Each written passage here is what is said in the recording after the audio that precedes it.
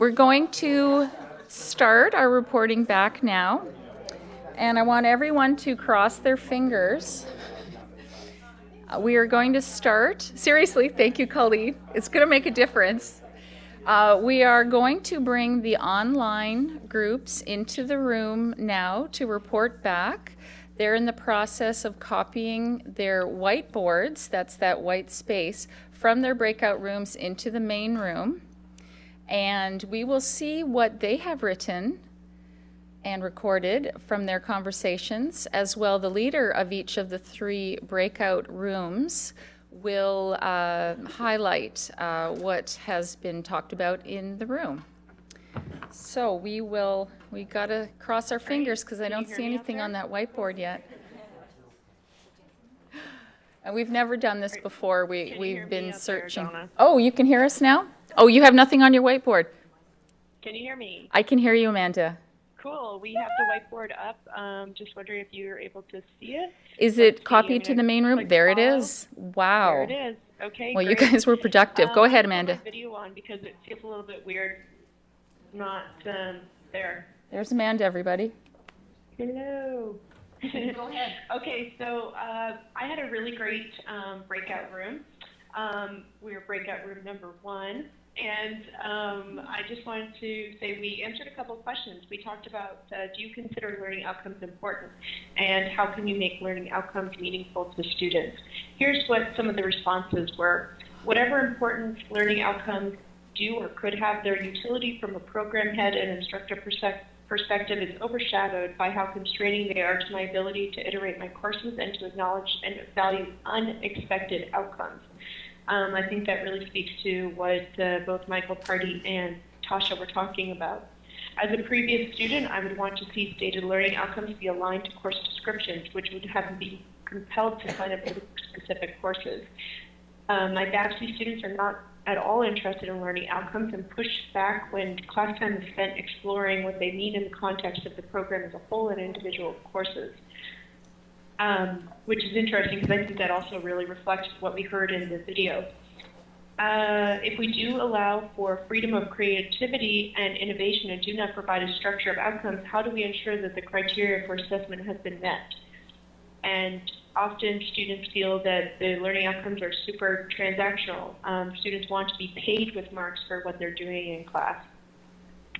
I do agree that learning outcomes are sometimes the only tool we have for being able to fail a student. And I think that learning outcomes are incredibly important, but it takes so much work to structure the course around them that we go into default mode. So we teach what we want in terms of content without concern for why. One idea for making learning outcomes useful and non-constraining would be to show how each course speaks to the overall program outcomes, but leaving out the specifics of how outcomes are interpreted in each iteration of the course. Assignment rubrics are used to ensure those learning outcomes are met, and these rubrics can easily be changed each time the course is run without having to go back to a curriculum committee, because it does seem, the feedback was that sometimes the huge amount of work involved in working with curriculum committees sort of prohibits that making those updates. One of the assessment criteria rubric relates to grammar and style, and sometimes students are weak in those areas that it's very hard to ascertain if the learning outcomes have been achieved. And one of the suggestions that was put forward is why not have the opportunity to do some overall program mapping where the program learning outcomes are then related to courses. And if you're having problems assessing certain criteria within those learning outcomes, are there other courses in your program that also assess the same learning outcomes that you might be able to tap into? The response to this was, great idea, but it's so hard to do without user-friendly digital faculty spaces where all this information about courses and how they align with outcomes can be outlined. So that was our discussion. We had a lot of great feedback back and forth, and I'll pass it on to breakout room 2 in case Terry would like to go ahead and share her content. Thank you very much. Thank you very much, Amanda. Also, it's so terrific to capture all of this. We will be... Would you like to do this since you are mostly taking the notes? Not to pass the buck, I don't mind, but... Yeah, I spent a lot of it, unfortunately, trying to get my keyboard to work here, but I'll do the best I can. There were comments about learning outcomes being great for creating common language and understanding, and how it was really good to check course learning outcomes against program learning outcomes, so there was no outcome drift between courses and the program. One of the instructors had a really great saying. He basically looks at learning outcomes like medication. Too little doesn't get the job done, and too much doesn't work so well either. And because Royal Roads has more of an applied focus rather than a research focus, the learning outcomes are maybe more scripted and more applied. And would we be able to invite David on to talk about the rows and columns? I thought that was a really good analogy. Terry, can you look after that? David, would you like to pick up the mic? Sure. The idea was actually very simple. If you imagine all of the learning outcomes as being structured as rows, and the different courses in a program as being the columns, when I look at the rows, I think of them together as an integrated contract that the school has with the student. And I look at the columns as contracts that an individual instructor has. And at the end of the program, presumably the critical thinking learning objective isn't from any one given course. It's from the integration across all of the different, or many of the different courses in the program. And so that quickly raises the issue of how you go about maximizing the synthesis and integration by row across the different courses, number one. And number two, if I'm an instructor looking down my column, how am I going to design my course so that I maximize my contribution to all these different learning outcomes, number one. And number two, how do I make sure that I'm not duplicating what someone else has done and making sure that what I'm doing fits in the proper sequence? If someone else has already started a particular portion of the paradigm, how do I pick up and contribute to it? So it's a set of interlocked contracts, if you will, that the synthesis and integration of them is ultimately the deliverance of those learning outcomes, not necessarily what any one given course or instructor does. Great, thank you for that. Another instructor likened the learning outcomes to shopping for produce, that it is helpful to have the 4 or 5 to have a limited choice of learning outcomes to contribute to the health of a course. However, when you look at the array of learning outcomes in front of you, when you have a whole program to choose from, there are also other learning outcomes that can come in and contribute to the health of your course. So that was also interesting. And that's about all I have for sharing. Thank you, Deanne. And is that David Bernard in Michigan? I'm just so excited that we can merge our two halves today. Terry, anyone else to, Deanne reported for your group? Okay. Okay. Yes. Yes. In the online group, as people were, I think it was Michael talking about the article, people were going, what is that article? Can we get the link? And somebody searched for it, found it, and posted the link in the, searched for it, found it, and posted the link on Collaborate. So we can share that with the group too. Hello? Okay, sorry. Also, all of these materials, the session, things that we have, tools for you, will be posted online in My RAU for Faculty. So now the online group is going to start their web tour again, and we're going to go around our room and find out what everyone here had to say. Let's start with the group at the back.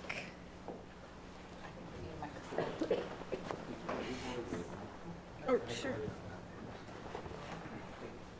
Hi, I'm Tim Kituri. I'm manager of the MGM program.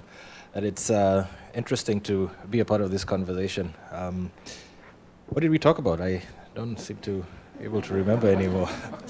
But I brought to the table the fact that what is our role as an academic institution? What is the role of academia, and looking at that polarity? I think we have what the student wants, which is to graduate with a job in mind at the back of the pocket, and sometimes those learning outcomes could be what the student is pegging that on, the ability to land a job post-graduation. The other side of that continuum is the university as a place of critical thinking and sort of challenging the status quo. So depending on where you sit in on that continuum, the learning outcome could either be of benefit or maybe not. We also talked about that integration of learning outcomes per program, per course, per program. So my view of coming to this discussion was to be able to coach the MGM student into why this is important. So we do, and I know a lot of other faculty do a scavenger hunt, and it's a so what. They say, I'm a master's level student, why am I doing this? Why are you tying me up and sending me into the bush to look for stuff? This is not what I signed up for, but it is tying those experiences to every single course in a program so that they come out with something of value that they can hold on to. And so those are some of the ways that we went. And the question of what is the validity of questioning a learning outcome in the classroom? Isn't this something that should have been discussed prior to being in the classroom? So I think that was when we're asking the question of what would be the disadvantage to faculty having to teach two learning outcomes, and why would they then start talk about it in the classroom? Those are conversations that should happen way before. Again, that contractual agreement, faculty contracted to do a certain job and to deliver a certain course that is in line with, again, the rest of the program. So those questions and those discussions happening prior to being in class, and tailoring the discussion to fit the outcomes. And that was, again, that part of accountability. What is the faculty member accountable to do, and why? I think was that big question. Audience and purpose. The audience being the student has a learning outcome to create, and that the so what again to the course.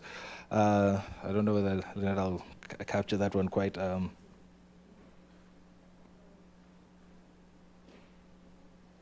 Yeah, did I miss anything in that?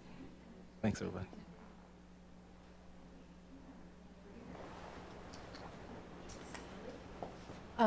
We had a great conversation, and a lot of picked up on a lot of themes that came up on the panel. Just a couple of specifics. We wondered if does it depend on the subject whether or not using learning outcomes is more relevant or maybe easier. Some subjects maybe not. What is that noise? We talked about how the use of outcomes perhaps creates an invitation to focus on the learning rather than the content. So many of us would have gone to a traditional university education where if you looked at the syllabus, it would have had a list of topics or texts or, so by articulating learning outcomes, it hopefully helps invite a shift to a learning centeredness as opposed to a instructor centeredness or content centeredness. There's some discussion about learning outcomes providing some useful support for new faculty who are coming in and need help to understand how to teach in this environment and how they should be maybe kind of pointing themselves. So it seems to me that we need to talk more about how, right? There was some excellent points raised. I would love to see us declare it the year of the learning outcome. We do massive rewrites. We really dig into, there's a lot of tensions, right? Between freedom and imprisonment, between trusting me as a professional and a teacher versus the needs of the institution, the promises we make to students, the promises we make to certifying bodies. So there's a lot of really, really good conversations that we should have, and this seems like a good starting day for that. Anybody else from my table want to?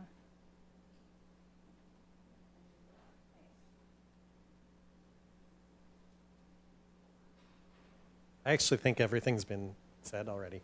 I echo the need for dialogue to bring the two polarities together, because it isn't one way or the other. It's how do we bring the two pieces together, bring that tension together, and make it work for us as an institution, certifying bodies, but also make it work for our students. Do we teach what we say we teach? At the end of the day, that's what it comes down to. Are the students getting what they signed up for? And I think from a design perspective, the use of learning outcomes provides us a guide. They're the what we teach. And the learning activities are the how we teach it. So the learning outcomes don't prescribe how we teach in the classroom. They just give us, you know, the pieces that we have to end up at, and the learning activities provides us the freedom to integrate those learning outcomes and link our activities back to the learning outcome.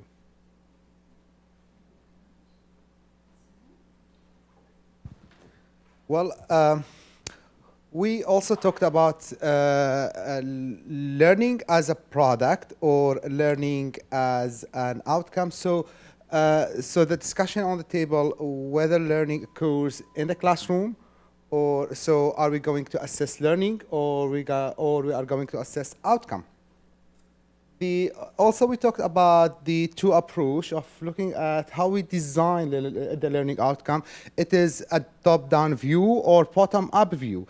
So it's very much similar to what's been discussed also in other tables, I think. So is that learning outcome should be designed based on student-centered, or it is following institutional rules and regulations. Also, we emphasized on the issue that we need to continue discussing and dialoguing this important issue, and maybe we need to take consistent language, but not consistent approaches, because the diversity of adopting learning outcome, it's a source of creativity.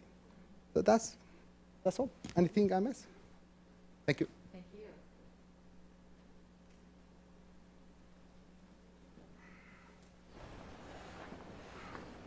Thank you, Donna. So my name is Yining Chow, the last person to speak. Everyone has covered all the points. What's left? So I'll just point out a few things that haven't been covered. I really appreciate David from the online group that talk about the columns and rows, and I just want to point out we actually have an example here that we have tried to turn this into an instrument we can use while we're doing program mapping and the process of designing and developing courses. We have attempted that. So hopefully we can make use of more of these tools at CTET to help the programs and ourselves move forward in that direction. So our table pretty much covers a lot of things that you already talked about, the balance, the need for balance between the two polarities, right? How do we live in that tension and fulfill all the needs from the different stakeholders? And we very much agree with everyone that learning outcomes should not be prescriptive. It needs to allow the room for the creativity to emerge, and for all of those who do teach in the classroom, we really see the need for that creativity, and we really much aspire to being a teacher that can do that. One point that's I can pick up on from the previous group about the support for new faculty. We very much agreed on that, but I will put a little twist on that, because the great discussion that come out of our group is really the feeling that how do we bring the associate faculty, especially in the railroads context, into the larger conversation about learning outcome and have their contribution to it. Because a lot of the time we feel that if the resistance or the seemingly unwillingness to adopt the learning outcome or see this as a management tool, as a top-down approach to it, is because they never had a say in creating those outcomes. And we we are bringing extremely talented associate faculty into our teaching team here, into our mix here. We need to recognize that they have a lot to contribute for the formation and the vision of your overall program. So I think we need to do a better job as an institution engaging our faculty in that way. So support not in the sense that you coming here, I'm gonna tell you this is Royal Road's way of doing learning outcome. Rather, I invite you to contribute to the conversation of our learning outcome and the goals of our program. I think that would be more meaningful to everyone. And we end on the point about assessment. I think we all agree that really is a struggle for a lot of the instructors in the classroom is, taking the learning outcome approach to its fullest potential. Then at the end of the day, you still have to give a student a mark, right? You still have to put a number on it. So how do you quantify what essentially in its very nature is qualitative? It's a process. So that's a really, really difficult one to deal with. Thank you. Yes, Tim. Oh, here's a microphone.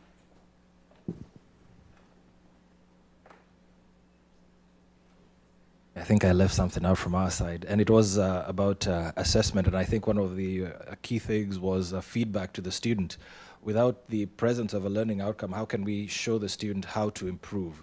And I think that's one of the best things I took away from my experience at Royal Roads was that constant feedback from coast to coast throughout my program that culminated in a research paper. So I think that was, again, where we sat on with the assessment side of things.